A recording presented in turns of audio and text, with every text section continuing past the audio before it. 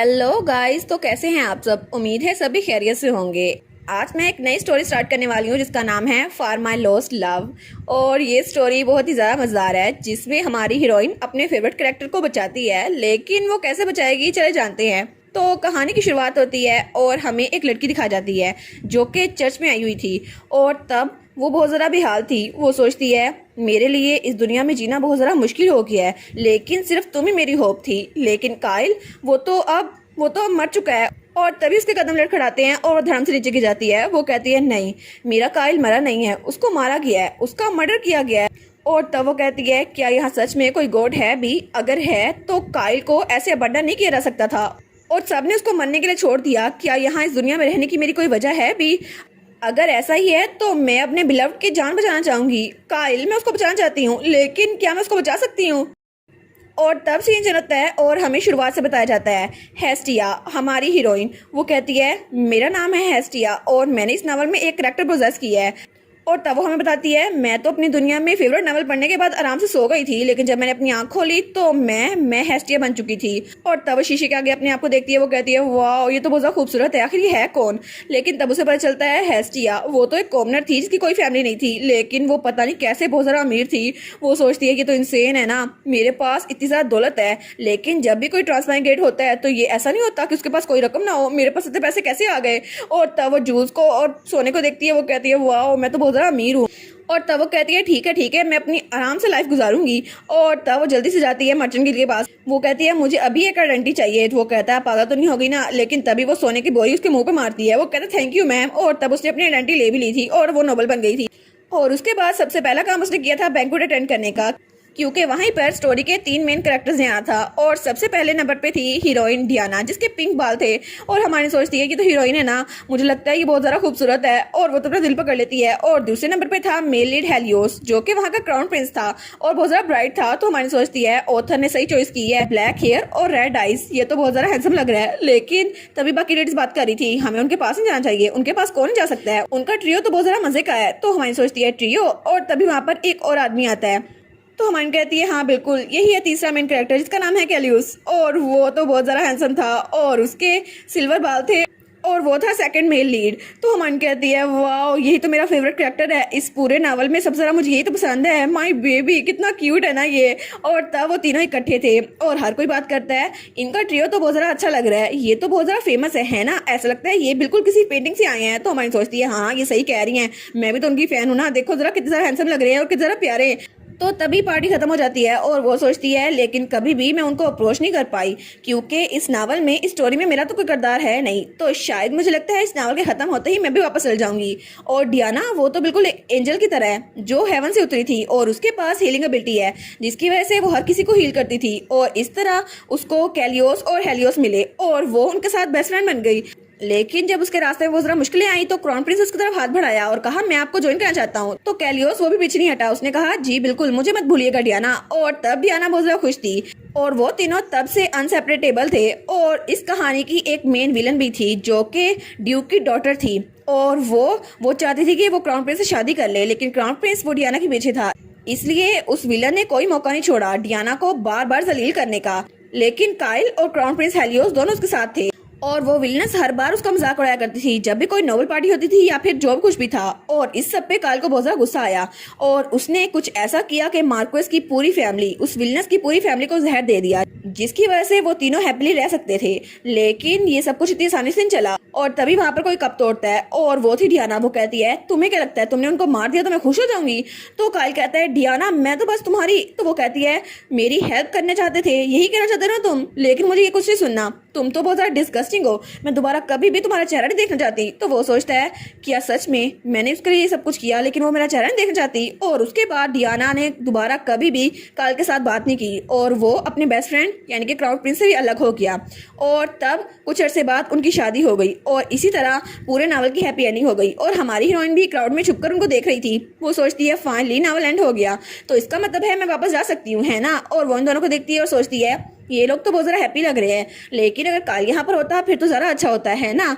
लेकिन वो सोचती है अपनी पुरानी लाइफ में तो मैं नावल पढ़ते उठते बहुत ज़रा रोती थी, क्योंकि कायल उसको तो अकेला रहना पड़ गया था, हालांकि उसने ये सब कुछ हीरोइन के लिए किया था। और वो सोचती है बस बहुत हो गया, अब मुझे रियलिटी की तरफ वापस आना होगा। वो सोचती है मुझे तो यही लगा था कि स्टोरी अब फिनिश हो गई है तो मैं वापस रियलिटी में चल जाऊंगी, क्योंकि अब मुझे वापस से अपने घर में जाना पड़ेगा। और तब वो वहाँ पर लेट गई थी। वो सोचती है बस मैं सोऊंगी और जब उठूंगी तो मैं दोबारा से अपनी फैमिली और फ्रेंड्स को देख सकूंगी, पता नहीं उनको कैसा महसूस होगा। और तब वो अपनी आंखें बंद कर लेती है। लेकिन अगली सुबह जब वो सो के उठी थी तो तब वो वही उसी वर्ल्ड में थी, उसी नावल की दुनिया में। वो कहती है एक रात से क्या होता है, मैं दोबारा सो जाती हूँ। और तब वो दोबारा सो गई थी, लेकिन दोबारा कभी भी वो नावल से बाहर नहीं निकल पाई। 1 दिन, 2 दिन, 5 दिन, 1 हफ्ता, 1 महीना, और ये करते करते उसको पूरा 1 साल हो गया और वो उस नावल में फंसी रह गई थी। और तब उसकी हालत बहुत ज़्यादा बुरी हो गई थी, क्योंकि उसके पास कोई फैमिली और फ्रेंड्स नहीं थे। इस दुनिया में उसके पास कोई भी नहीं था। वो सोचती है मैं आज भी अपने घर वापस नहीं जा पाई, लेकिन कैसे। और तब वो जंगल के बीचों बीच रह रही थी और वो सोचती है मेरे पास जिंदगी जीने के कोई मकसद नहीं है, क्या मुझे ऐसे जीना पड़ेगा। और तब वो न्यूज़पेपर पढ़ती है और वहाँ लिखा था मार्कोस कैलियस, उन्होंने एक और कोशिश की सुसाइड करने की। तो वो सोचती है आज फिर मेरे कायल ने सुसाइड करने की कोशिश की, क्योंकि उसके बेस्ट फ्रेंड ने उसको छोड़ दिया था और उसको जिससे प्यार था उसने भी उसे छोड़ दिया। वो कभी भी उसकी शक्ल नहीं देख जाती और मुझे कायल के लिए बहुत ज़्यादा बुरा लग रहा है। लेकिन वो सोचती है शायद मेरी किस्मत भी उसकी तरह है, क्योंकि मैं भी अपनी फैमिली के पास वापस नहीं जा सकती। और तब वो सोचती है मैं हर रात दुआ करती थी कि मुझे वापस जाना पड़े, लेकिन जब भी मैं अपनी आंखें खोलती थी तो रियलिटी मेरी तरफ मुंह चढ़ाती थी। और तब वो जंगल से गुजर रही थी। वो सोचती है पता नहीं क्यों मुझे लगता है मुझे खुश रहने का हक नहीं है। लेकिन तभी वो धड़ाम से नीचे गिरती है और वो रोते हुए कहती है काश मैं इस दुनिया से डिसअपीयर हो जाऊं। तभी उसकी तरफ कोई भटता है तो वो कहती है क्या। और जब वहां पर देखती है तो वहां पर कायल था, जिसकी हालत उससे कुछ जरा अलग नहीं लग रही थी।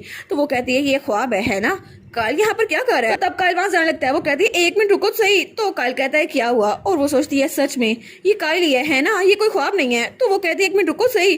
तो तभी पीछे से किसी की आवाज आती है क्या वो यहाँ पर हैं। तो तभी कायल उसके पास आता है, उसका मुंह पकड़ लेता है। तो सब लोग वहां पर थे। वो कहते हैं सर कहाँ पे चले गए, मार्कोस कहाँ पर है, हमें ढूंढना होगा। और बटलर चिल्ला चिल्ला कर उनको कह रहे थे, लेकिन कायल दरख्त के पीछे छुपा हुआ था और उसने हमारी हीरोइन हेस्टिया का चेहरे पे हाथ रखा हुआ था और वो बोल नहीं पा रही थी। वो सोचती है वाह कायल मेरे इतना करीब है। तो कायल कहता है वो लोग चले गए। वो कहती है एक्सक्यूज मी, तो उसे छोड़ देता है। वो कहता है मुझे माफ करना, शायद मैं कुछ ज्यादा जल्दी में था। वो कहती नहीं कोई बात नहीं। और वो दिल में सोचती है अगर कायल मेरे पास है फिर तो मुझे जीने में कोई भी शर्म नहीं, मैं तो यहाँ पे आराम से जी सकती हूँ ना। लेकिन तब उसको अपने घर ले आई थी। वो कहती है मैं यहाँ पर अकेली रहती हूँ, इसलिए वो यहाँ पर नहीं आ सकते, मुझे लगता है ये रास्ता उनको ढूंढने में बहुत मुश्किल होगी। वो कहता है मुझे माफ कीजिएगा आपके घर आने के लिए। वो कहती है नहीं कोई बात नहीं, आप आराम से रेस्ट करिएगा। और वो सोचती है मुझे तो कायल को देखकर बहुत खुशी हो रही है, वो मेरे घर आ गया। वो सोचती है वो मेरी आंखों के सामने है, मुझे बहुत ज़्यादा खुशी हो रही है। तब वो कहती है बाय द वे आखिर जो फॉरेस्ट में हुआ था। तो कुछ बोलने लगता है तो वो कहती है नहीं मैं किसी को नहीं बताऊंगी।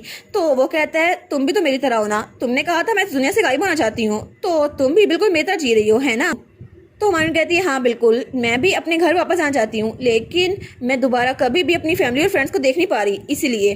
तो कायल कहता है अच्छा तो तुम्हारी हालत भी बिल्कुल मेरी तरह है, तुम भी मेरी तरह हो। तो हमारी सोचती है क्या, मैं बिलीव नहीं कर पा रही, कायल ये कह रहा है। तो कायल कहता है हाँ बिल्कुल, जिनसे मुझको प्यार था उन्होंने मुझे छोड़ दिया और मैं दोबारा कभी भी उनको देख नहीं पाऊंगा, तो मेरे पास मौत के अलावा कोई चारा नहीं है। वो कहती है नहीं ये बहुत ज़्यादा हार्ड है, लेकिन आपको मरने की जरूरत नहीं है। तो वो कहता है अच्छा तो मुझे लगता है तुम मुझसे ज़्यादा स्ट्रॉन्ग हो, क्योंकि मैं मरने की ख्वाहिश कर रहा हूँ। तो हमारी सोचती है मेरा फेवरेट कायल, वो बहुत ज़्यादा कोल्ड लेकिन काइंड है, वो बहुत ज़्यादा स्ट्रॉन्ग है लेकिन जेंटल भी है, लेकिन मुझे इस पर बहुत ज़्यादा तरस आ रहा है। और वो सोचती है इसको देख के तो मुझे लगता है इसने कई दिनों से खाना नहीं खाया। वो कहती है चाहे कुछ भी हो जाए मैं अपने सेकंड मेल लीड को मरने नहीं दे सकती। तो वो दिल में इरादा करती है ठीक है मैं इसको जिंदा रख के रहूंगी। और तब वो आ जाते हुए कहती है प्लीज थोड़ा देर में इंतजार कीजिएगा, मैं अभी वापस आती हूँ। तो कल कहता है अच्छा। और तब वहाँ पे अकेला बैठा था और हमारी हीरोइन मार्केट आ गई थी, कुछ सब्जियां और फल ले रही थी। वो सोचती है मुझे कायल को खाना बना खिलाना चाहिए और वो बहुत ज्यादा खुशी से वापस आ रही थी और वो तो बहुत ज्यादा खुश थी कि मैं अब कायल के साथ रह सकती हूँ और उसको खाना खिला सकती हूँ है ना। अब सेकंड में लीड उसको आराम से जीना पड़ेगा है ना, वो मर नहीं सकता। लेकिन जैसे ही वो घर पहुंची थी तो कायल ने अपनी जान ले ली थी। वो कहती है क्या कायल सच में मर चुका है। तो तब वो कायल के पास आती है। वो कहती है कायल तुम कैसे मर सकते हो। और उसके बॉडी पे खून ही खून था और वो उसको पकड़ लेती है। वो कहती है ये तो बहुत ज़्यादा टेरिबल है, मैं तुम्हें बचा नहीं पाई, ये मेरी गलती है, मुझे यहाँ से नहीं जाना चाहिए था। लेकिन तभी टेबल पे एक लेटर पड़ा हुआ था जिसमें अपॉलजी लिखी हुई थी, माफ करना कि मैं आपके घर आ गया, लेकिन कोई भी मेरी मौत के लिए आपको कसूरवार नहीं ठहराएगा। और वो सोचती है कायल वो तो गुजर गया लेकिन उसकी मौत कुछ अर्से तक याद रखी गई। लेकिन जल्द ही सबको भूल गया कि काइल कभी एग्जिस्ट भी करता था। और उसके बाद न्यूज़पेपर में सिर्फ कुछ ही खबरें छपती थी जिनमें सरफेस सिर्फ क्राउन प्रिंस और क्राउन प्रिंसेस की लड़ाई थी। लेकिन आखिर इस किंगडम में हो क्या रहा था ये तो बिल्कुल भी फनी नहीं है। काइल मर गया, किसी को उसकी फिक्र नहीं और सबको उनकी लड़ाई की फिक्र पड़ी हुई है। आखिर ऐसा कैसे हो सकता है? काइल तो सबके लिए जरा काम करता था ना, वो तो एम्पायर के लिए बहुत ज्यादा मेहनत करता था, लेकिन किसी को भी वो याद नहीं है। और तब वो टेंपल में पहुंच गई थी और तभी वो किसी कपल से टकराती है तो वो आदमी कहता तुम देख के नहीं चल सकती। तो उसके साथ जो लड़की थी वो कहती है ना ना उसको कुछ ना कहो, वो रोजाना यहाँ पर आती है, लेकिन मुझे लगता है शायद वो यहाँ पर कुछ करने आती है, वो तो बहुत ज्यादा दुखी लगती है, उसको ना छेड़ो। तो तब हमारी वहां से गुजर रही थी तो तभी उसको किसी की आवाज आती है कि तुमने रूमर सुनी आजकल सेंट की पावर। तो हमारी सोचती है सेंट डियाना है ना, वही क्राउन प्रिंसेस जिसकी वजह से मेरे कायलो की हालत हुई। लेकिन उसको कोई फर्क नहीं पड़ता और तभी उसके कदम लड़खड़ाते हैं और नीचे गिर जाती है। वो सोचती है काइल इस दुनिया में नहीं है तो मैं आखिर इस दुनिया में क्या कर रही हूँ। मेरी इस दुनिया में रहने की सिर्फ एक वजह थी, सिर्फ काइल, और उसकी वजह से मैं यहाँ पर थी। लेकिन काइल मर गया नहीं, उन्होंने काइल को मारा, इस सब में उनकी गलती है, उन्होंने काइल का कत्ल किया। लेकिन अगर सच में यहाँ पे कोई गॉड एग्जिस्ट करता है तो काइल की ऐसी हालत क्यों हुई, उसको अबंडन क्यों किया गया और उसको मारा क्यों गया, या फिर उसने अपनी जान क्यों ली? अगर कोई यहाँ पर गॉड है तो प्लीज मेरे बिलव्ड की जान बचा लो। और तभी कुछ होता है और हमारी हीरोइन की आंख खुलती है। वो कहती है क्या ये सॉफ्ट बेड और ये सीलिंग बहुत ज्यादा फेमिलियर लग रही है, मैं यहाँ पर कैसे पहुंची? और तब उठती है, वो कहती है ये तो हेस्टिया का कमरा है ना, जब वो कॉटेज में रहा करती थी उससे पहले, लेकिन वो यहाँ पर कैसे आ गई? वो सोचती है लगता है मेरा दिमाग खराब हो गया है या फिर मैं टेंपल में बेहोश हो गई थी तो मुझे प्रीस्ट यहाँ पर लेकर आए हैं। लेकिन वो सोचती है उनको कैसे पता और अपना दिमाग पकड़ लेती है। वो कहती है अगर उनको लेके जाना ही था तो कोटिंग ले जाते, यहाँ पर क्यों लेकर आए हैं? तभी अपने हाथों को देखती है। वो कहती है क्या आखिर ये क्या है, मुझे बिल्कुल भी दर्द महसूस क्यों नहीं हो रहा है? और तब उठती है, वो कहती है मेरे पाँव वो भी बिल्कुल ठीक है, हालांकि मैं थोड़ी देर पहले गिरी थी और मेरा सर भी अब दर्द नहीं कर रहा और ये तो बिल्कुल मेरी बॉडी वैसे है जैसे पहले थी। और तभी वो कहती है एक मिनट, कहीं ये वही तो नहीं? और तब वो खिड़की के पास आती है। वो कहती है इम्पॉसिबल, ऐसा हो नहीं सकता। और वहां पर वैसा ही दिन था जैसे क्राउन प्रिंस की शादी वाला दिन था। वो कहती है क्या मुझे पता है ये सीन, मुझे पता है ये जगह, ये तो वही दिन है ना जब क्राउन प्रिंस की शादी हुई थी, है ना? तो इसका मतलब है मैं टाइम में पीछे आ गई हूँ जब नावल की एंडिंग हुई थी, लेकिन इसी टाइम क्यों? तो वो सोचती है नहीं ये सोचने का टाइम नहीं है। अभी वो वहां से भागने लगती है। वो कहती है मुझे कुछ और करना होगा। और तब वो बगी के पास जाते हुए कहती है क्योंकि इस बार काइल पहली बार अपनी लाइफ लेने की कोशिश करेगा। और तब वो कोचवान के पास जाती है। वो कहती है मुझे काइल के रेस्टोरेंट लेके जाओ। वो कहता है क्या अचानक से? तो तभी वो उसके मुंह पे सोने के सिक्के मारती है। वो कहता है मैं भी ले जाता हूँ। और उसके बाद वो बगी में बैठी हुई थी और वो सोचती है मेरी कोई इंटेंशन नहीं है कि डियाना को जाने दूं, लेकिन वो तो पहले शादीशुदा है ना और काइल वो अपनी जान लेने वाला है तो मैं इस बार उसकी जान जरूर बचाऊंगी। लेकिन काइल वो तो हमेशा डियाना के पीछे था और उसका बेस्ट फ्रेंड वो उसको भी कुछ कह नहीं सकता था क्योंकि क्राउन प्रिंस वो भी डियाना को पसंद करता था। लेकिन डियाना हमेशा क्राउन प्रिंस के पीछे भागती थी और उसने काइल को अकेला छोड़ दिया, हालांकि उसने कभी भी उसको सीधे से इंकार नहीं किया, लेकिन वो उसको कंफ्यूज किए रखती थी। और तब वो काइल के रेजिडेंट पहुंच चुकी थी और वहां पे गार्ड्स को देखते हैं। वो कहते हैं क्या अपने आप को आइडेंटिफाई करो, तुम हो कौन? तो तब हमारी कहती है मैं यहाँ पर काइल से मिलने आई हूँ और मेरा मार्को से मिलना बहुत ज्यादा जरूरी है। तो वो दोनों कहते हैं क्या लेकिन तुम ऐसे किसी की जगह भी नहीं आ सकती। और वो दोनों तो उसके चेहरे से बहुत ज्यादा डर गए थे। वो कहते हैं पता नहीं ये जरा डरवनी क्यों लग रही है। लेकिन तभी हमारी कहती है लेडी डियाना वो देखो। वो दोनों कहते हैं क्या कहाँ पे है कहाँ पे है? तो तभी हमारी हीरोइन वहां से जल्दी से भाग जाती है और वो दोनों वो पीछे रह गए थे। तो हमारी कहती है चाहे कुछ भी हो जाए मुझे अपने बाइस को मरने नहीं देना। और तब वो वहां से भाग रही थी तो मेड्स भी उसको देख रही थी लेकिन कोई उसको रोक नहीं पाता। और हमारी हीरोइन वो उसके कमरे के बाहर पहुंचती है। वो कहती है इसका कमरा यहीं पर था, है ना? तो वहां पे बटलर खड़ा था। वो कहता है क्या? तो हमारी हीरोइन जल्दी से दरवाजा खोलती है। वो कहती है मार्कोस। तो बटलर कहता है क्या ये कौन है? तो तब वो देखती है तो काइल अपनी जान लेने की कोशिश कर रहा था। वो कहती है काइल। तो तभी काइल वो चाकू थोड़ा पीछे करता है। वो कहता है तुम कौन हो आखिर? तो हमारी सोचती है सच में काइल अपनी जान लेने की कोशिश कर रहा था तो मैंने गलत ही समझा था, इस बार भी ऐसा हो रहा था। और तब वो सोचती है मुझे क्या करना चाहिए। तो वो जल्दी से भाग के वहां जाती है और काइल की तरफ बढ़ती है। तो काइल कहता है क्या आखिर आप यहाँ पर क्यों आई हैं? लेकिन तभी वो काइल को नीचे गिरा देती है। अपने क्रश की जान बचाने का ये तरीका थोड़ा कैजुअल नहीं है और उसका चाकू भी नीचे गिर जाता है। तो काइल का सर वहां नीचे मेज पे लगता है। वो कहता है आखिर ये क्या था? तो हमारी कहती है मेरा नाम हेस्टी है और वो दिल में सोचती है मुझे उसको बचाना ही होगा। तो हमारी कहती है मैं यहाँ पर मार्शनर्स बनने आई हूँ ताकि आपसे शादी कर सकूं। तो वो कहता है क्या? और उसके बाद हमें बटलर की तरफ की कहानी बताई जाती है। वो कहता है मैं एक बटलर हूँ जो सर काइल को सपोर्ट करता है जनरेशन से, और जब वो छोटे थे मैं तब भी उनके पास था और मैं हमेशा उनके साथ रहा करता था। लेकिन अभी कुछ अरसे से सर काइल तो बहुत ज्यादा उदास रहने लग गए हैं और मैं तो उनके लिए बहुत ज्यादा फिक्रमंद था। मास्टर कैलियोस आप ऐसे कैसे कर सकते हैं? और उनका कमरा तो पूरा मैस बन चुका था और अब तो उन्होंने अपनी जान लेने की भी कोशिश की, लेकिन पता नहीं कहाँ से एक औरत आ गई, उसने उन्हें दिन दिहाड़े नीचे गिराया और पता नहीं कैसे उन्होंने उसे प्रपोज भी कर दिया। और हमारी कहती है कि आप मुझसे शादी करेंगे? तो काइल कहता है क्या, और वो सोचता है मेरा दिमाग तो बहुत ज़्यादा चकरार है, आखिर ये सिचुएशन है कैसी।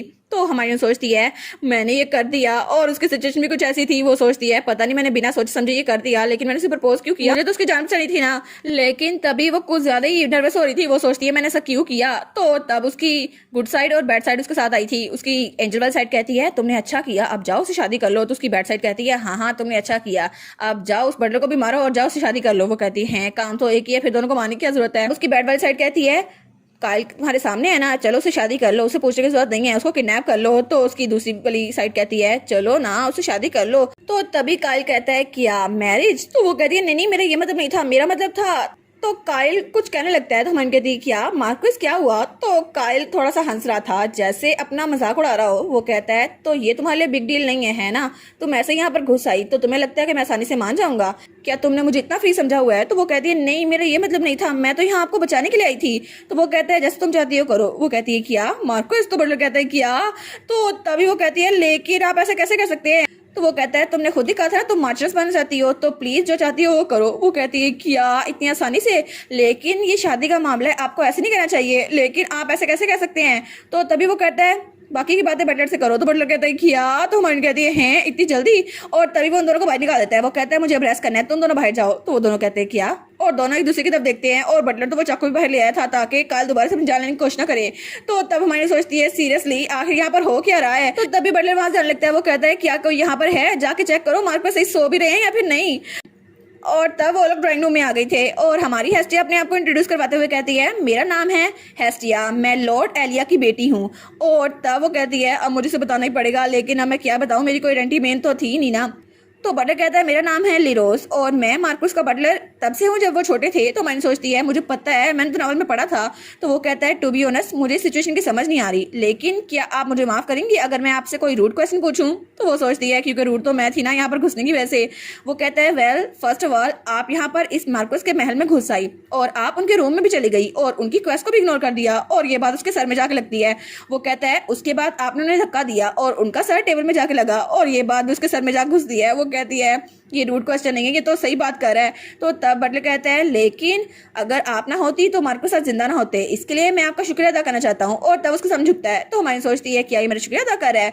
तो वो सोचती है अगर ये थैंक यू तो फिर मुझे भी इसे थैंक यू बोलना चाहिए। तो तब वो कहता है लेकिन आपको कैसे पता था कि मार्कुस अभी जान लेने वाले हैं और आप सीधा उनके कमरे में आई, क्या आपको पता था वो मरने वाले हैं। तो हमारी सोचती है क्या क्या अब इसको क्या बोलूं, मुझे तो पता था, मैंने नॉवल पढ़ा है, लेकिन इसको क्या ही बोलूं। और वो दिल में सोचती है अगर मैं इसको एक्सप्लेन करने बैठ गई तो कितनी जरा पागल लगूंगी ना मैं, अब कैसे एक्सप्लेन करूं। तो तभी उसकी डेविल और एंजल वाली साइड आ गई थी। तो एंजल वाली साइड कहती है उसको सच बता दो ना। तो डेविल वाली साइड कहती है नहीं उसको कोई सुपर पावर है, फैंटेसी नॉवल में ये कॉमन होती है। तो वो सोचती है मुझे क्या ही करना चाहिए। तो तब बटलर उसकी तरफ देखते हैं तो वो कहती है मेरे पास फ्यूचर देखने की एबिलिटी है इसलिए मुझे पता था। और तब वो दिल में सोचती है अब इस नावल का मेन कैरेक्टर मुझे भी बनना पड़ेगा। तो बटलर कहता है क्या। वो सोचती है इसको यकीन नहीं आया और वो मुंह पीछे कर लेता है। वो कहता है जी जी मैं समझ गया, लेकिन वो सोचती है इसके चेहरे पे साफ लिखा है, इससे मेरी बात पे यकीन नहीं आ रहा। तो तब वो कहती है पिंक डायमंड, ये वही डायमंड है ना जो वो डियाना को देना चाहते थे लेकिन उनको दे नहीं पाए, और वो अभी भी आपके महल में पड़ा हुआ है ना। तो बटलर कहता है क्या। तो हमारी कहती है वो डायमंड अभी भी थर्ड ड्रॉवर में पड़ा है मार्कुस की लाइब्रेरी में। तो वो कहता है आपको कैसे पता। तो हमारी कहती है मैंने आपको कहा था ना मैं फ्यूचर देख सकती हूँ, तो ये मेरी एबिलिटी की वजह से हुआ है। और वो सोचती है अगर मैं नावल पढ़ा होता तो मुझे पता ना होता। तो बटलर कुछ सोचता है और फिर वो कहता है अगर आपको ये सब कुछ पता है तो हमारी कहती है और मार्कुस अभी और भी एक्सट्रीम बिहेवियर शो करने वाले हैं तो आपको मेरी जरूरत पड़ेगी। वो कहता है क्या। तो हमारी कहती है मैं चाहती हूँ अपनी एबिलिटीज को यूज करके मार्कुस की जान बचाऊं, क्योंकि फ्यूचर में वो दोबारा से अपनी जान लेने की कोशिश करेंगे, और अगर आपको उनकी जान अजीज है तो आप मुझे यहाँ पे रख सकते हैं। तो बटलर सोचता है क्या मुझे इनका रखना चाहिए, क्या मुझे इन पे यकीन करना चाहिए। तो हमारी कहती है क्योंकि उनकी जान बचाना इकलौती रीजन है जिसकी वजह से मैं यहाँ पर रहना चाहती हूँ और मार्चरस बनना चाहती हूँ ताकि उनकी वाइफ बनकर उनकी हेल्प कर सकूँ। और फिर वो कहती है आपको खुद चूज करना होगा कि आपको उनका फायदा देखना है या फिर मुझ जैसी किसी को यहाँ पर ना रख के अपना नुकसान करना है, तो बाकी आप पे है। तो बटलर सोचता है बात तो ये सही कर रही है, लेकिन क्या मुझे इन पे यकीन करना चाहिए या फिर ये झूठ बोल रही होगी। तो हमारी सोचती है अगर इसने मुझे बाहर निकाल भी दिया फिर मुझे कोई अफसोस नहीं होगा, कम अज कम मैंने ट्राई तो किया था ना। तो वो कहता है वेल ये मैं डिसाइड नहीं कर सकता, ये डिसाइड करने के लिए आपको कल मार्कुस की कंडीशन दोबारा चेक करना होगा, तो आप कल दोबारा आ सकती हैं। वो कहती है सच में। और वो दिल में सोचती है ये तो इनफ है ना, तो क्या पता वो कल मेरी बात मान जाए या फिर ना भी माने, तो कम अज कम मैं कुछ तो कर सकती हूँ ना उसके लिए। तो तब वो कहता है अब बहुत ज़्यादा देर हो गई है तो मुझे लगता है आपको घर वापस आना चाहिए और आप आराम से सोइएगा, हम आपको कल मिलते हैं। वो कहती है थैंक यू, और उसके बाद हमारी हीरो सोचती है मैं तो बहुत ज़्यादा थक गई हूँ, मुझे तो बहुत ज़्यादा नींद आ रही है, लेकिन अब मैं इतनी दूर आ ही गई हूँ, उसकी एक बार जान बचा ली है तो अब मैं पीछे नहीं हटूंगी, मुझे कुछ ना कुछ करना होगा ताकि कायल दोबारा अपनी जान लेने की कोशिश ना करे। तो मैं अब तुम्हें ज़रूर बचाऊंगी कायल। और कायल तब अपनी खिड़की के पास खड़ा हुआ था, वो भी इसी बारे में सोच रहा था। वो सोचता है मैंने अपनी जान लेने की कोशिश की लेकिन मैं नाकाम हो गया, तो अब मुझे क्या करना चाहिए। और वो सोचता है क्या कोई मुझे बताएगा मुझे क्या करना चाहिए, क्योंकि डियाना तुम भी मुझे छोड़ चुकी हो और मेरा बेस्ट फ्रेंड वो भी मुझ पर यकीन नहीं करता, तो अब मेरे पास जिंदा रहने की कोई वजह है नहीं। ओहो बेचारे कायल, तुम फिक्र ना करो, हमारी हैसिया आ गई है ना तुम्हारी फैन गर्ल, अब वो तुम्हें जीने की वजह देगी ना और तुम उस डियाना को भूल जाओगे। और इसी के साथ ये वाला पार्ट यहीं पर ख़त्म। तो आप लोग बताइएगा आप लोग को ये पार्ट कैसा लगा, और वीडियो को लाइक और चैनल को सब्सक्राइब लाजमी कीजिएगा। बाकी वीडियोस का लिंक भी स्क्रीन पर नज़र आ रहा होगा तो काइंडली उनको भी चेकआउट कर ले। और thank you so much for watching my videos. Stay safe, bye bye.